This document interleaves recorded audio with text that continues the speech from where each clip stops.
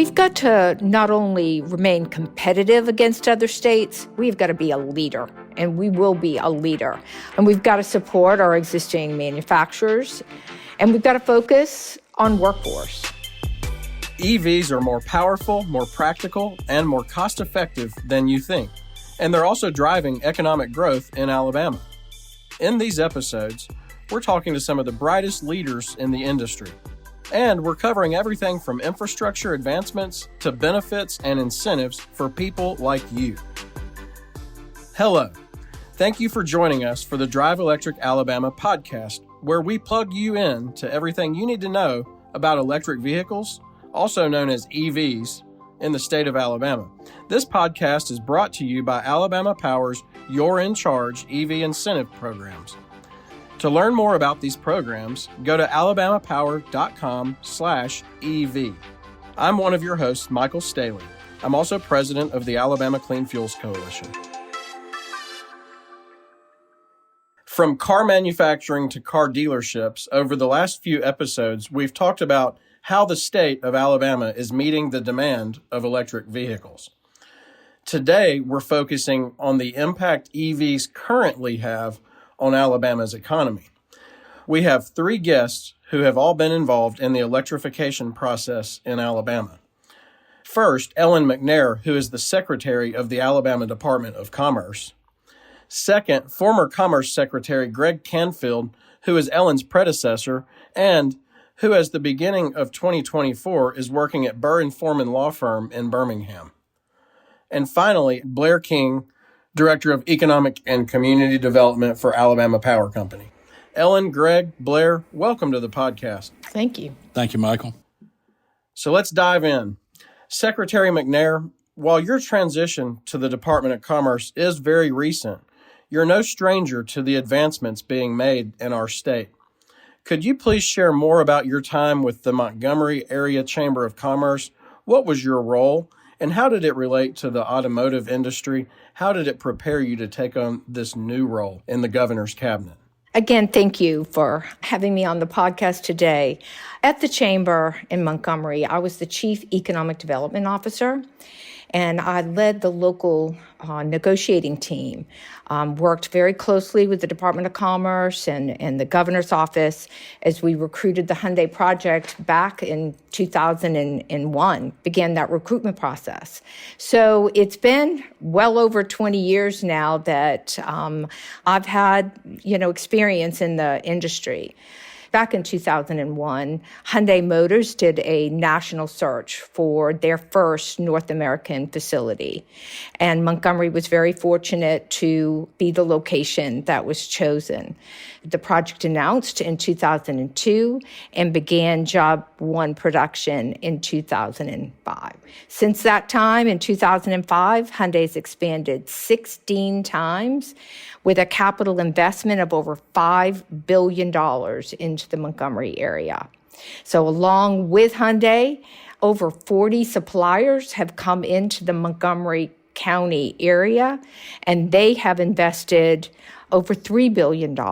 And so that makes a total investment of $8 billion and over 12,000 jobs that are directly related to Hyundai and their suppliers. That's just incredible to hear that in 18 years since they began operation, they've expanded 16 times and invested all that money.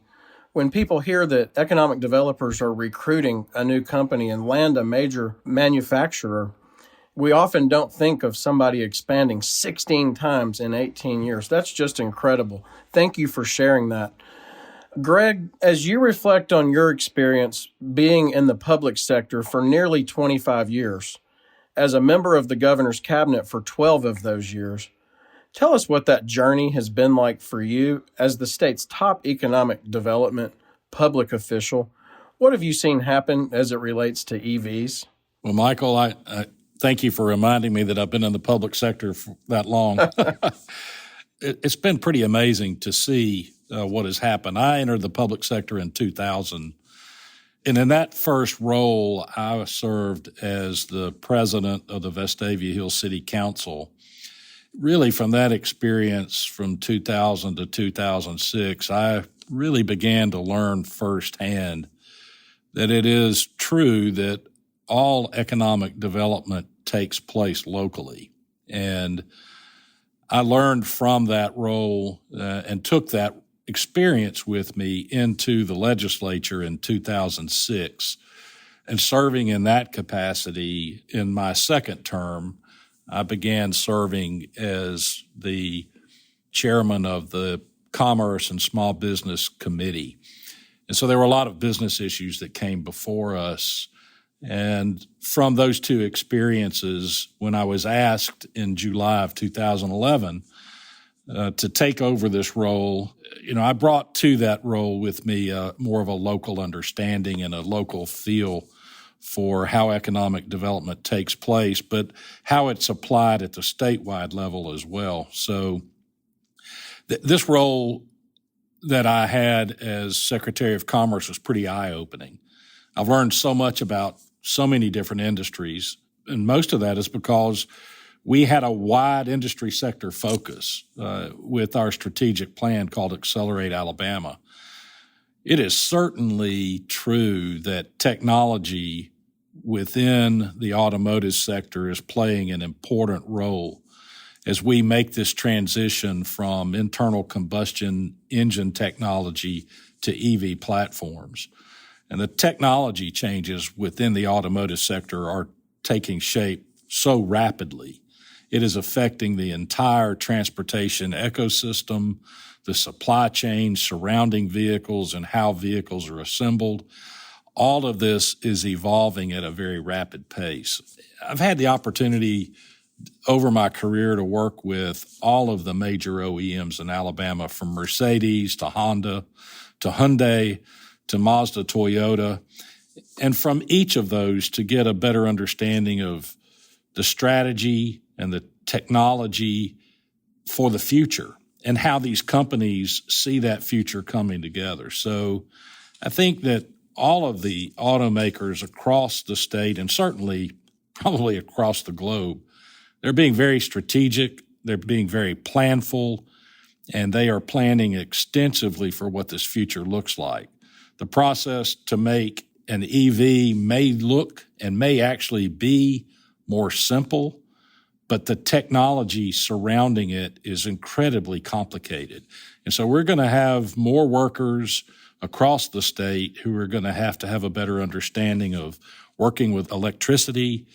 We're going to have new suppliers within the supply chain, and we're going to have strong support for our existing automakers in order to be successful. So what you just said is that the state is evolving to meet the needs of the automakers, while the automakers are evolving to meet the market and the needs of consumers. And I will say that when you were in the Vestavia Hills City Council, I remember you were always a responsive public official from the time you were on the city council until you were the Secretary of Commerce. You've always been engaged and involved. And I'm sure that in your new capacity there at Burr and Foreman, you're going to be an asset for our state into the future, as well as the clients that you'll be representing. So thank you for your service and your commitment to work in the public sector for a quarter of a century. We really do appreciate you. Thank you, Michael. Now, Blair, we want to know more about your role as Director of Alabama Power's business development efforts. Can you give us an overview? Sure. Thank you, Michael, and appreciate you having me on as well. So our economic community development group is really kind of separated within three functions, one being community development, which for us is how are we partnering with our communities to help them prepare for future growth. And the second thing is existing industry. How do we support the growth of our customers, many that Secretary Canfield just mentioned and Ellen talked about? How do we become a resource as they are looking to grow?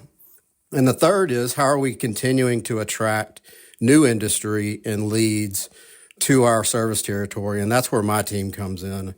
We are a team of four folks that are managing projects day to day, where we are working with our statewide partners at Department of Commerce and the Economic Development Partnership, as well as communities throughout our service territory as companies are doing their due diligence considering new locations. daily we are working and talking with the Department of Commerce, and they are a key external ally as we are identifying communities for specific projects. And I will just say, as this EV ecosystem continues to mature, we have seen an increase in the size of projects, which has come with the size of electrical requirements increasing. So it's more and more critical that we've got to be mindful into what sites make sense in what communities for these projects. Well, thank you, Blair.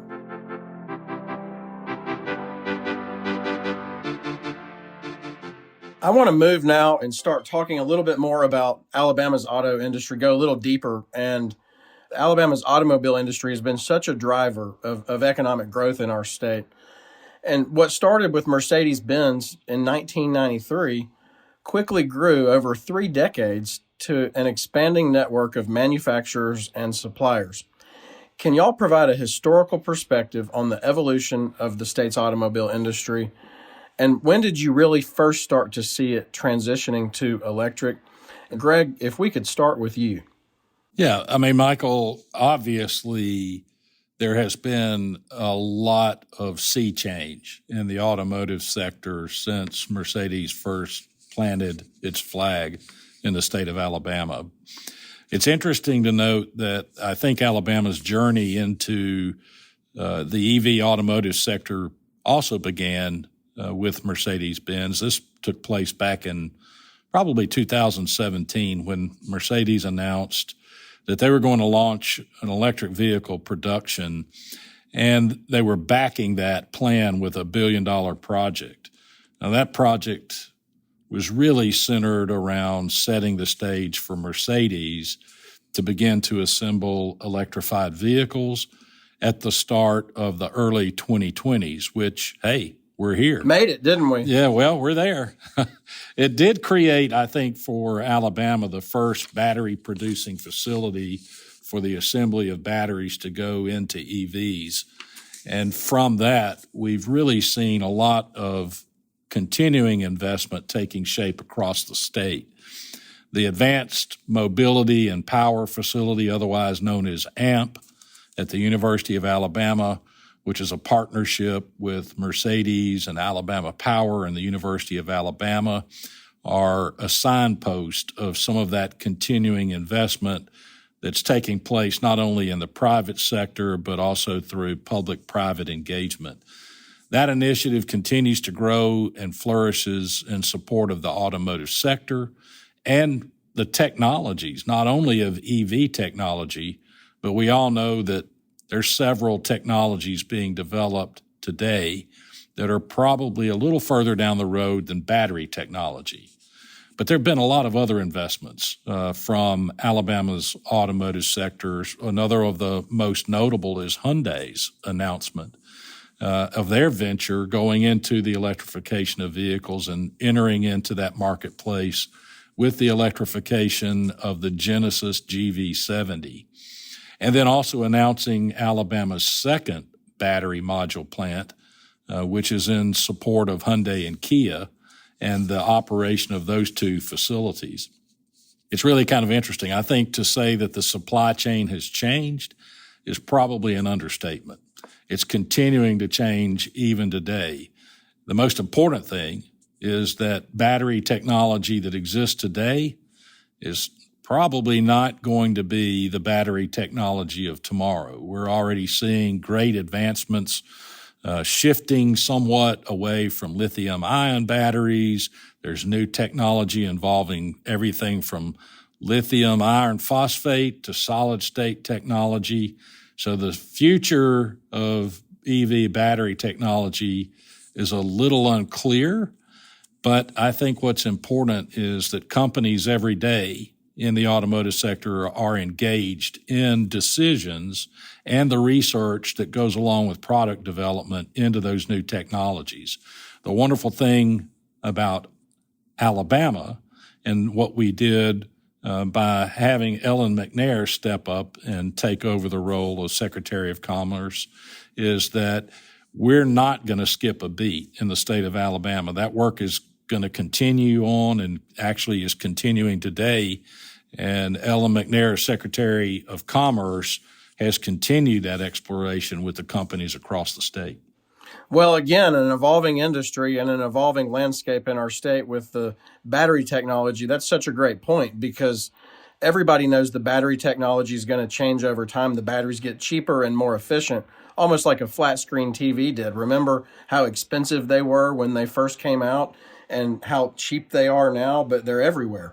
So the idea that not only are we supporting those manufacturers, but the AMP Center in Tuscaloosa and our research and development efforts. The Drive Electric Alabama podcast is brought to you by Alabama Power's Home Charging Rebate Program. You can get a $500 rebate when you purchase and install a Level 2 charger at your home. If you want to know more, check the show notes or go to alabamapower.com/EV. Now, back to the discussion.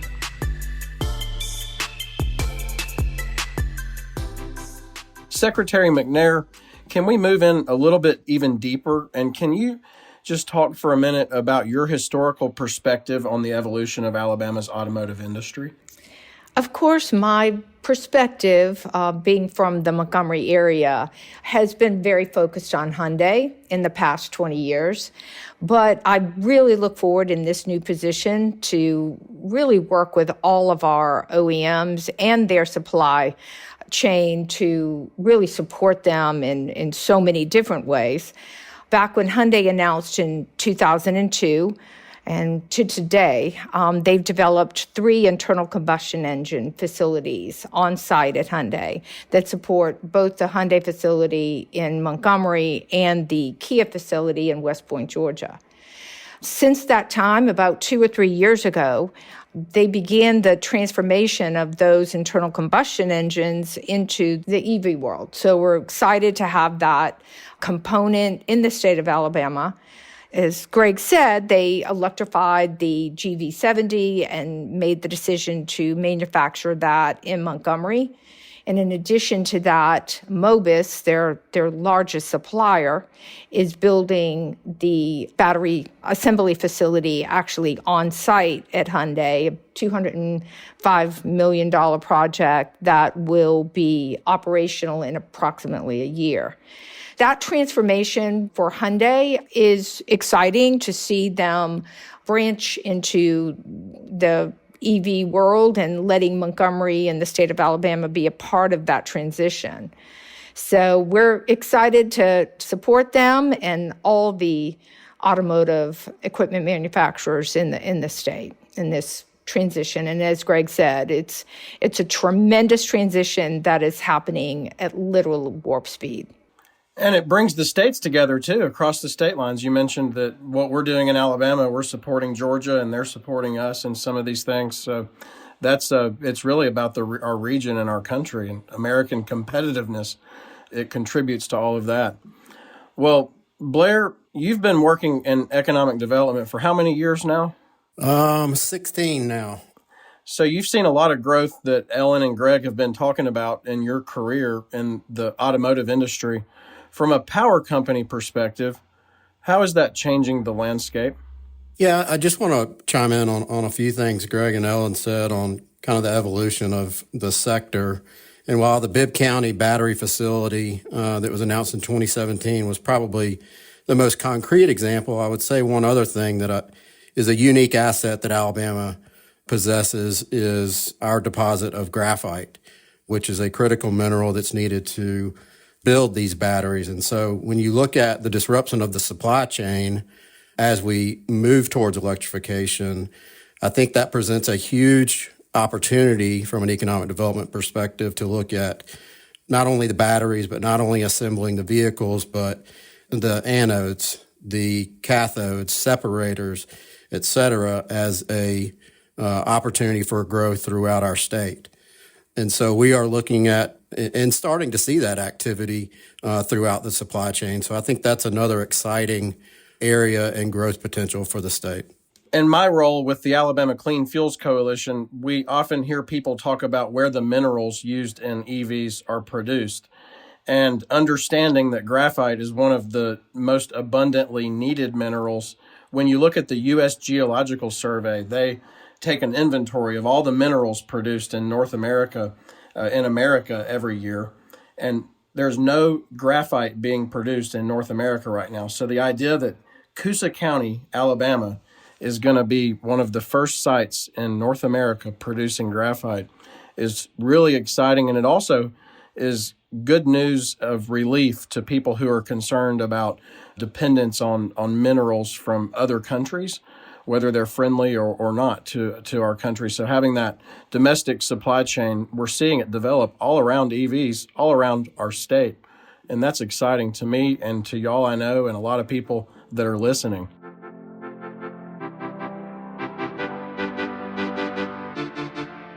So let's talk about those investments that are being made in Alabama to support the EV industry. And in our last episode, we talked with the Alabama Mobility and Power Center, or AMP Center, that Greg just mentioned, about meeting the needs of the growing market. A quick explainer on AMP, it's a world-class research and development hub for creating mobility and power technologies, developing charging infrastructure, and managing power delivery to support the growth of EVs. We've seen other parts of the supply chain start to build out over the last few years, too. Ellen, we've hit on a few of them already, but can you just give us a recap of the specific type of transportation electrification projects, whether an expansion or new location, the state has already experienced? Greg and his team have been so very successful that most people don't realize that Alabama now is in the top 5 automotive manufacturers in the country. Huge kudos to Greg and his team and the local economic developers that have made that a reality. And we've seen a lot of expansions like New Flyer in Anniston producing electric transit buses, Autocar in Birmingham's Pinson Valley. We've mentioned the Hyundai and Mercedes electrification processes and the expansions that come around that investment. We've seen companies like Dura Automotive come to Muscle Shoals to supply battery enclosures for EVs, and Li-Cycles in Tuscaloosa looking to battery recycling. As these investments are major economic development wins for the community, as Blair said, Woodstock and Bibb County and the Alabama graphite production in Coosa County just add to that success. Huge shoes to fill here to follow Greg and his team. They just have been extremely successful and just, looking forward to continuing or trying to continue in his footsteps there. Greg, when you were Commerce Secretary, you provided us with some data about the actual impact in terms of jobs and dollars invested related to EV in Alabama. Will you share those figures with our listeners? Sure, Michael. Obviously, when I was at Commerce, we were doing everything we could to try to keep up with the level of activity as we saw new investments coming across the state. I think at the time that we supplied those numbers to you, we were looking at the activity from 2020, which is, that's really when you began to capture the lion's share of the initial growth in EV activity across the state. And I think we had 10 projects that were either expansions of existing facilities across the state, or they were new projects, newly locating into the state. And of course, it's hard to keep up with. We're not counting what happened in 2023. So we're probably missing some of the projects that are relevant to the EV industry. And I'll give you some examples. If they're a tier 2 or an automotive supplier that is engaged with an OEM, and maybe even a tier 3 supplier, we might not have picked them up. But those 10 projects alone were pretty important. They really proved to us the tremendous growth potential of EV investments in the state. So included in that 10 projects were OEM investments in everything from new production lines to battery manufacturing and the supply chain surrounding it, companies that are engaged in the chemistry of batteries, and including EV battery recycling, as well as EV battery charging technology. So from those 10 projects alone, I think the investment totally was somewhere just shy of $2.1 billion. And they created with them over 2,400 jobs that will come into the state. So there's a lot of activity, and our project managers at Commerce were very busy and engaged in that activity. And I know that Ellen McNair is going to have the same charge with those project managers to stay ahead of the curve on EV project activity. Incredible numbers there. $2.1 billion, almost 2,500 jobs just in a couple years and 10 projects in Alabama. So really, since 2017 in Alabama, our congressional leaders, our governor, our legislature, they've all understood that this is the future of vehicle manufacturing, and Mercedes making that investment and our state leaders following that with the type of support needed to grow and maintain this industry in our state is something that we want to just tip our hat to all of our state leaders for understanding that, and it will lead to our state being successful into the future. And so, Greg, when you talk about these numbers and these jobs, what was the state doing, or what was the state's actual involvement? What role did the state play in those specific projects and those numbers that you mentioned? Well, Michael, I mean, clearly, as I said early on, we learned that all economic development has to take place locally. And so our strategic plan involved creating collaboration with regions and local economic development entities across the state. What we did at the state level was create a brand new set of pay-as-you-go types of incentives that were called the Alabama Jobs Act. And those went out in 2015. And so as we began to see the growth of and push into the electrification of vehicles, we were able to take those incentives and create two different types of incentives to attract those investments and to secure them in the state. And those tools will continue to be tools that Ellen and her team are using today. The first of those is really targeted to attract new investment. It's called the investment credit. And not to get too wonky about it, but the investment credit rewards companies after they've made their full investment in new production, new technology, and have gone into operation and are creating new revenue flows to the state and local communities. Then they get a small percentage of that as a tax credit back to them.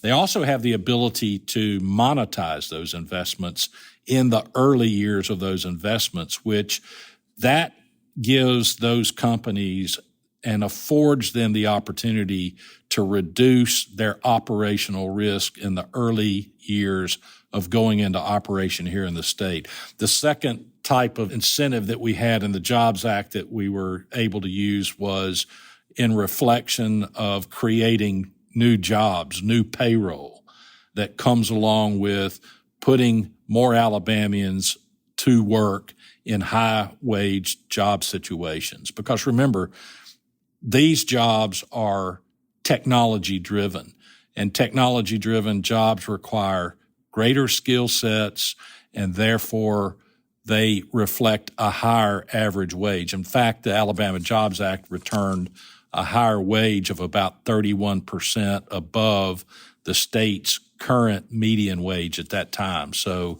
those incentives were a key part of our EV strategy.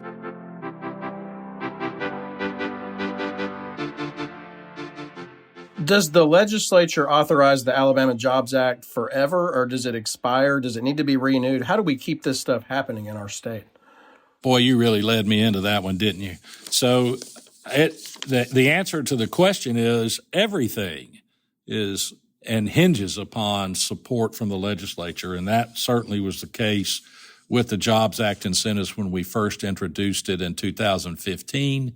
But then again in 2023, we came up with a new revision of those incentives, as well as some new incentives that are designed to help us put more product, more land available for economic development and the expansion of the automotive sector and the EV investments that are in the pipeline.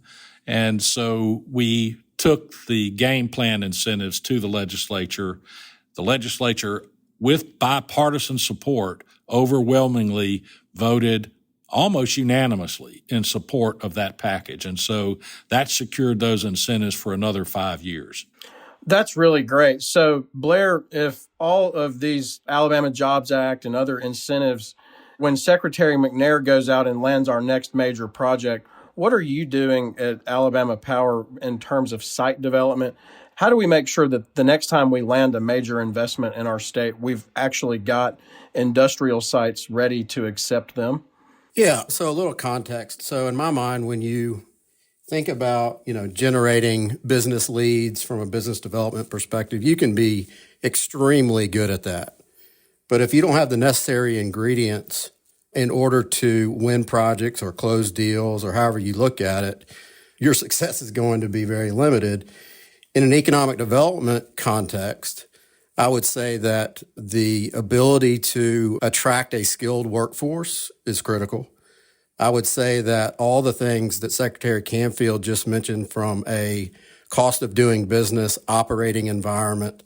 So the passage of the Alabama Jobs Act was a critical tool in our toolbox. And the third thing is industrial site development. It is a critical piece of where these companies physically locate. When you look at the success that Alabama's had, Ellen's had a good bit of success in Montgomery in her previous role with Manna and Diageo. Those sites were being marketed to companies for over a decade, 15 years. So that life cycle of that sales cycle is not a short one.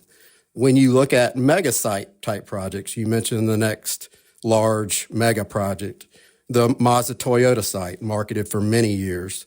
Novellis in Baldwin County, marketed for over 10 years. The fact that we've had that success, unfortunately, a lot of our really quality sites are now being occupied.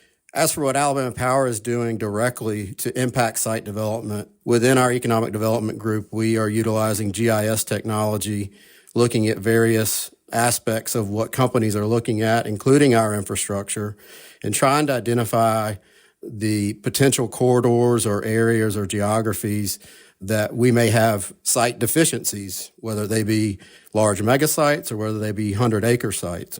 So the state has put in very meaningful programs to inject dollars into addressing that problem. One of those is a program called Growing Alabama, which allows taxpayers with corporate income tax liability to partner with local economic development entities to put in dollars to support site development. And another impactful program under the leadership of Secretary Canfield and others at the state was the SEEDS program that was passed this past year, which is going to infuse $40 million of state funds into addressing that issue of making sure that we have the viable industrial sites that we need to continue the momentum that we've had within the growth. And a lot of that will be in the EV sector and supply chain. Well, now we've mentioned a lot of different acts of the legislature and a lot of incentives and other things that can help companies that are looking at Alabama. So in our show notes for today, we will make sure that we list those different acts so that people can reference those in the future. And it's always fun to talk about the future, but we can look at the recent past and see what's happened to imagine where the future might take us. The Southeast United States is expected to continue winning major EV manufacturing and expansion projects. According to Area Development, a major national site selection and facility planning group, EV investments in the Southeast alone reached $54.6 billion in 2022. That's a 128% increase year over year, according to the Southern Alliance for Clean Energy. Ellen, as Alabama's new Commerce Secretary, Where do you place the importance of the EV in terms of Alabama's ongoing economic competitiveness?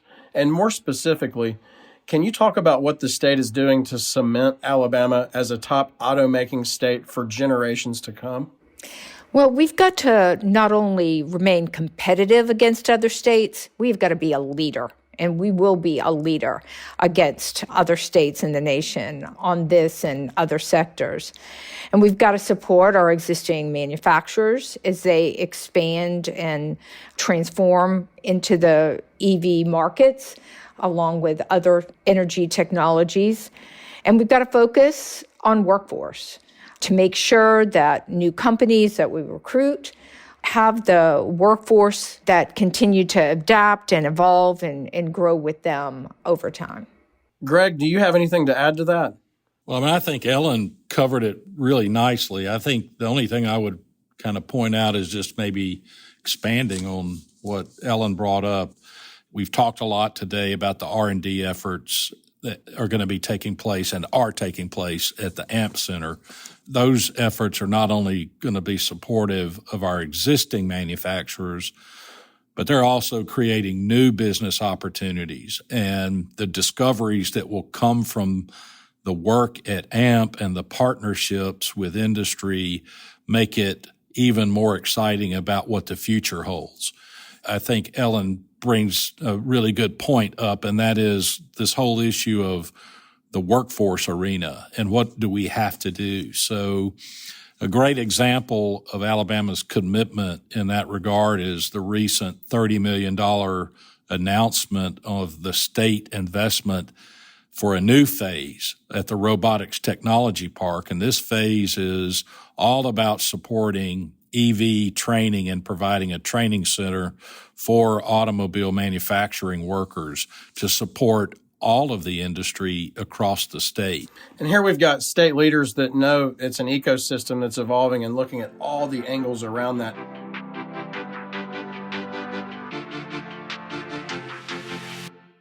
Now it's time for a segment where we separate fact from fiction when it comes to EVs.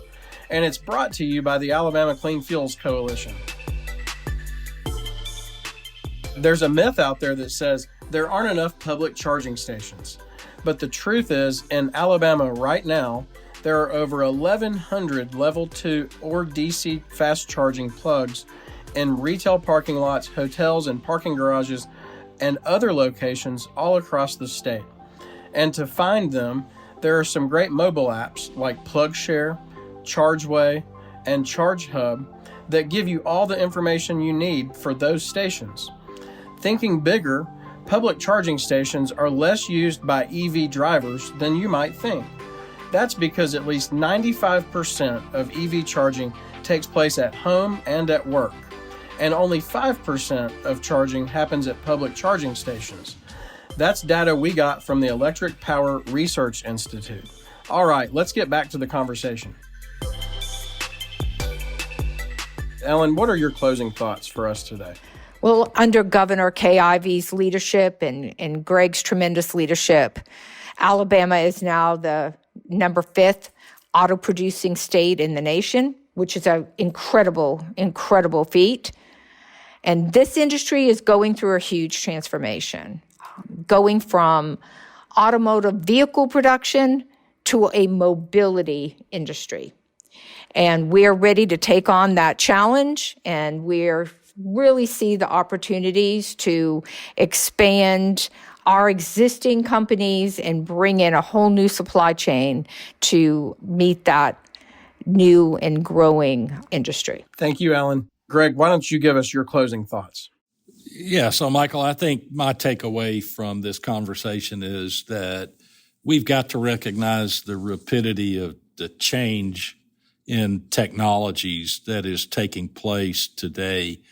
I mean, everything coming into this whole EV space, and as Ellen pointed out, this whole space that's really been broadened into human mobility, battery chemistry technology is really, it's changing and adapting at a very rapid pace, and it's almost really difficult to keep up with. But the more we talk to the companies in that space, the more we're going to learn. And so I think that it's incumbent upon us to continue that.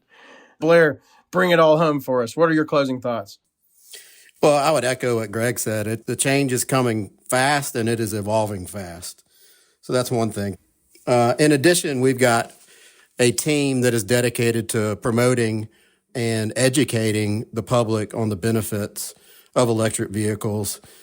And then obviously we have to look at what the impacts long term will be on our power grid. All of that combined with our economic development efforts in partnering with Secretary Canfield as well as Secretary McNair to continue to generate opportunities and create new jobs and have companies invest new capital in our state. Well, I just want to say thanks to all of our guests for joining today. This has been a wonderful conversation, and we appreciate what each of you do and have done and will do in the future. Thank you, Michael. Thank you, Michael. In the next episode, we're going to cover the topic of the commercial EV landscape. My co-host, Cedric Daniels, will be speaking with Dion Van Leeve. He's a vice president at Autocar Trucks in Birmingham. Cedric will also talk to David Nethercutt, the EV program manager at Transportation South. Stay tuned, and we hope to see you then.